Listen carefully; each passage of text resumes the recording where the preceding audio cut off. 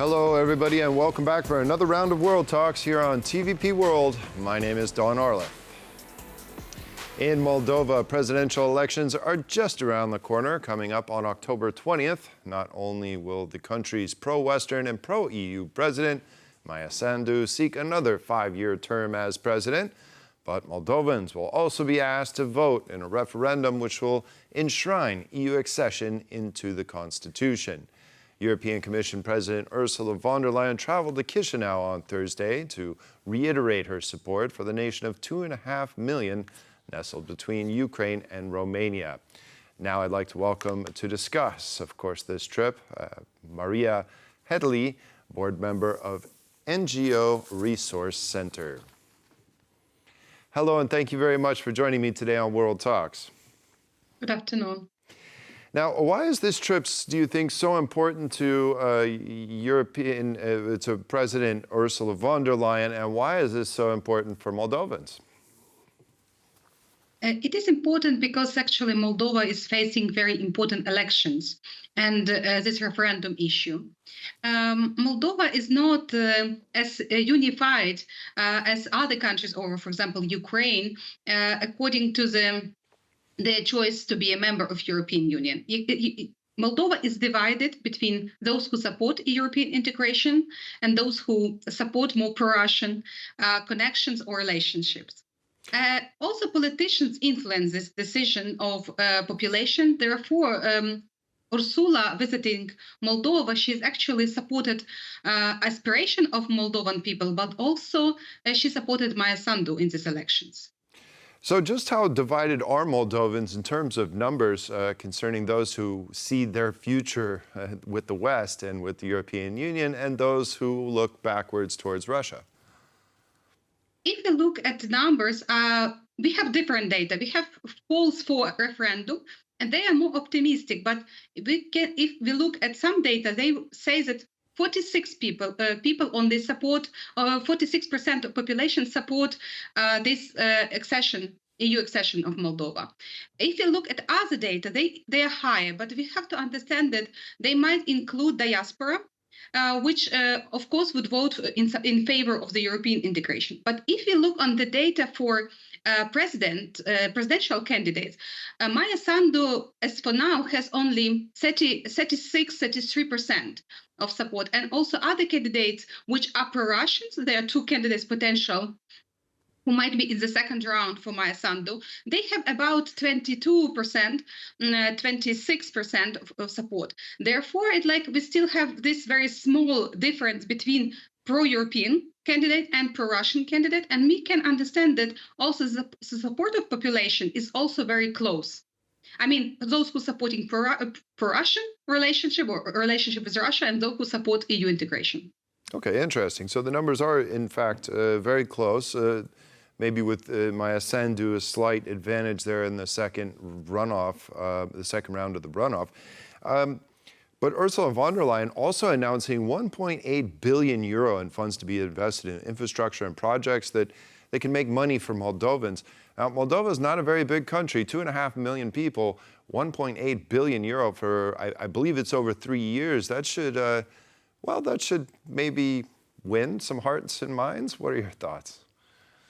Potentially, yes, because actually what she's proposed for this money would be spent. It is like infrastructure projects, hospital construction, schools construction, road reparation, and better connections with the European Union. Also some bridges. It's like something what people need. Also, big question for Moldovan people, it's energy. They have a lot of issues with electricity, and actually Ursula von der Leyen promised better connection with the European grid system. It means that it will lead to improvement in the energy supply of Moldova. It also can be more positive for people and maybe somehow push them to vote in favor of the European integration and also for Maia Sandu. Now, concerning the Russian issue, there have been reports that Russian interference in the upcoming elections and referendum. How widespread of a problem do you believe this is, and how can Chișinău ensure that these elections are indeed fair? I believe that Maia Sandu wants everything to have this election fair. I believe that more pro-Russian forces want to influence elections and to encourage people to vote against EU integration and in favor of pro-Russian candidates. Even a few months ago, 5 political parties from Moldova, they met in Moscow to discuss how to actually prevent Moldovan integration into the European Union. It's first thing, and another very important, very dangerous thing, I would say, that one of the candidates, Shor, who is a kind of immigrant, but he spends most of his time in Russia, he actually spent, there are different numbers from $15 million to $28 million for disinformation campaign. Actually, they use social media to spread disinformation about European integration, European Union, and actually to discourage people to vote on the referendum in favor of the European integration. And when looking east towards Ukraine and seeing this devastating war that's been taking place to their neighbor, they haven't been free from Russian rockets actually falling on their territory from time to time. What is the general feeling about Ukraine and what Russia is doing there?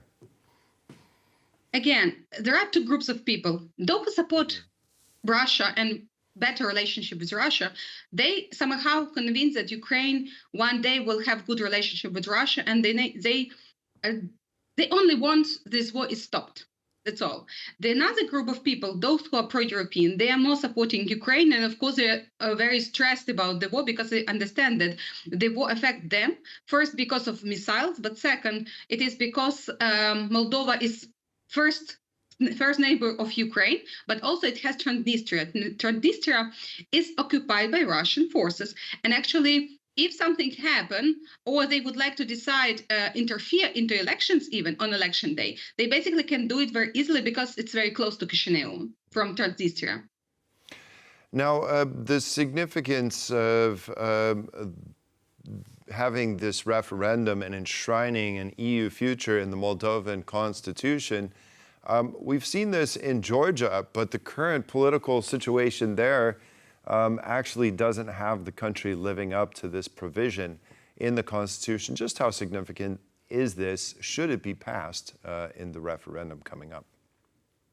For Moldova, this referendum is more to mobilize voters who would like to vote in favor of European integration, and mostly those voters will support Maia Sandu on elections. It means that it's not only for shrinking something in constitution, but basically to have more people to come to the polling station and vote and decide actually in favor of the candidate who actually can bring Moldova to the European Union. Because Maia Sandu, she showed during her 5 years of presidency that she is able to do this. And actually, during her presidency, actually, Moldova was granted EU candidacy status. Therefore, I believe that it has like 2 different functions, but basically it will help to mobilize voters and bring them to the polling stations. Russia has for decades now used their presence and their occupation in Transnistria to have this narrative that they are protecting Russian speakers there.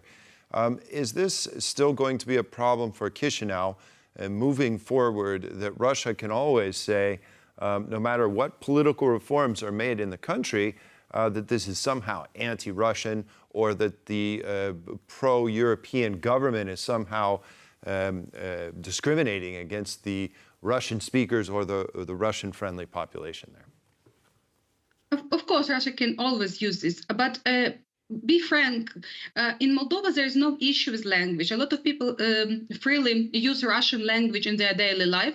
Some people speak also Romanian, which is native language for Moldovan people. And it's like, even sometimes when you ask them which language you speak, those people who like Russian speaking and those for Russian, they would say we speak Moldovan. But when you ask them, is it the same language as Romanian? They say, yes, it's more or less the same, but it's Moldovan.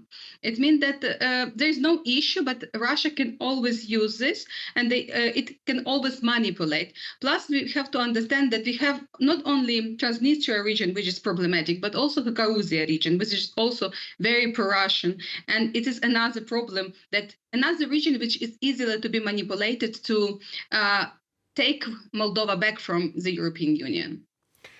So there's also this kind of conception that Moldova is very divided by Transnistria, and that's where the Russian troops are, and the rest of Moldova. But is that really the case, or is the sentiment and the pro-Russians more mixed amongst the country?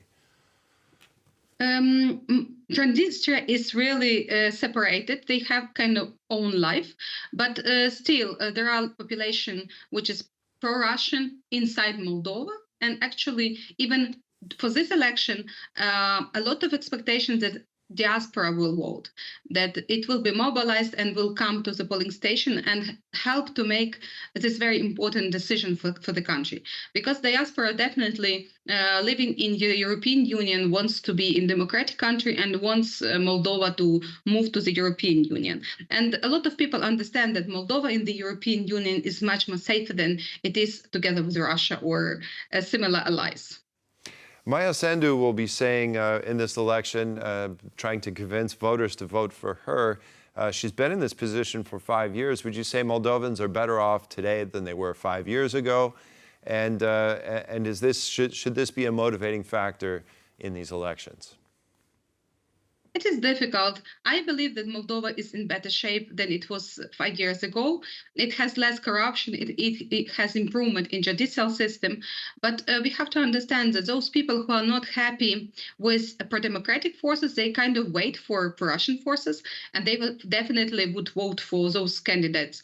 It means that it's not because Maia Sandu failed or she didn't do something, but because they have some feeling that pro-Russian forces bring them closer to Russia, which is, on their opinion, is more clear and more understandable for them than European Union. Okay, very interesting. Mariy, Heletiy, board member of the NGO Resource Center, thank you very much for your thoughts on this matter. We do appreciate it. And that concludes this edition of World Talks. Thank you for joining us, and stay with us for more here on TVP World.